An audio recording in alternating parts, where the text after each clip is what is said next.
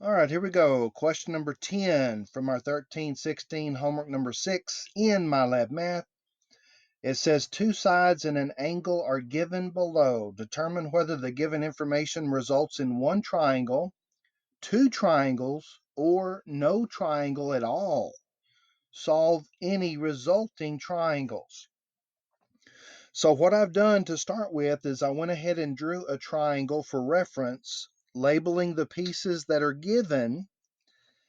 And when they're talking about that there may be two triangles, this is the ambiguous case. We call this, when we're using the law of signs, we call this the ambiguous case. And I'm going to try to make this difficult concept as easy as possible, okay? So here's what you need to know about the ambiguous case. If you are given only one angle, and that angle must be acute, okay? So were we given only one angle? Yes. Is that angle acute? Yes, it is less than 90. So that is the first piece of criteria met. We're given only one angle, and that angle is acute. And the opposite side has to be less than the adjacent side. So let's see what that means. When I say the opposite side, it means the side across from the angle given. Is the opposite side less than the adjacent side, which is the 9? And the reason we call that adjacent, notice that that side runs right into the angle 80 degrees here. So that 9 would be the adjacent side, the 10 would be the opposite side. Is the opposite less than the adjacent? No, it's not. And so that means that this is not going to be the ambiguous case, which means that we will definitely not have two sets of answers. There won't be two triangles. If there is a triangle, there's only going to be one triangle this time. So let's see how to set this up and solve it. Now that we know that it doesn't meet the criteria for the ambiguous case, we can just try to set this up and solve it. Anytime you're given an angle with the side across from it, you can use the law of sines. So we're going to say sine 80 over 10. Numbers that are across from each other go in the same fraction. And since I'm given the 9, I have to use it to find angle B. And so that's the way the law of sines is going to set up this time. I'm going to need to cross multiply and divide to find angle B this time. So 10 sine B equals 9 sine 80. Remember, we're solving for B, so I need to divide both sides by 10.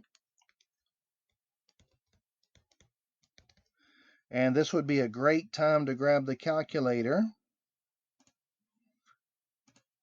and see if we can calculate this fraction correctly. Make sure you're in the right mode. Need to be in degree mode. And we need to take that to at least 4 decimal places to make sure that our angle is accurate. 0.8863 rounded. And then to solve for angle B, we're going to need to move the sign over, which will make that inverse sine of 0.8863. And I can do that on my calculator pretty easily by doing the inverse sine of the previous answer. Inverse sine of the answer. And where do they want me to round that? To 2 decimal places. Is that what it says? Yeah, 2 decimal places as needed. So 62.42 rounded.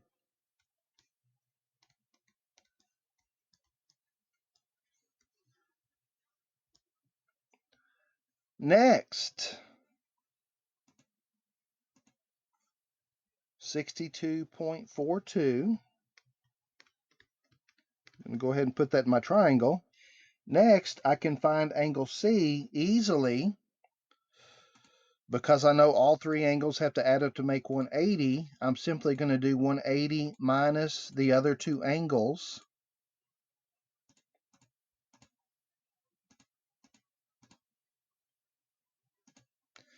And that's going to give me angle C, 37.58.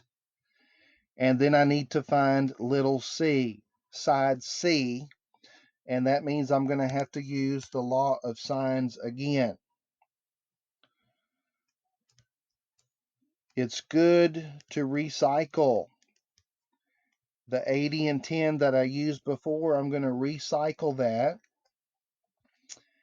I'm looking for little c, so I need to use angle C.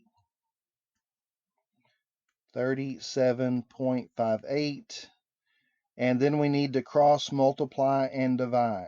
So that's going to be C sine 80 equals 10 sine 37.58 divide by sine 80.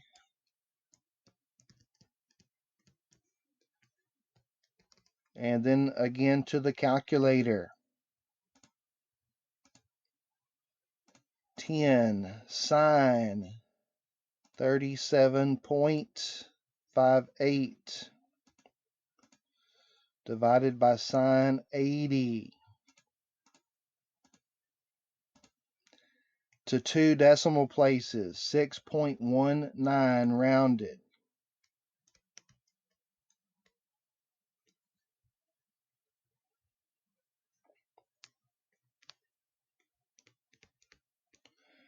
And now we need to put these pieces in.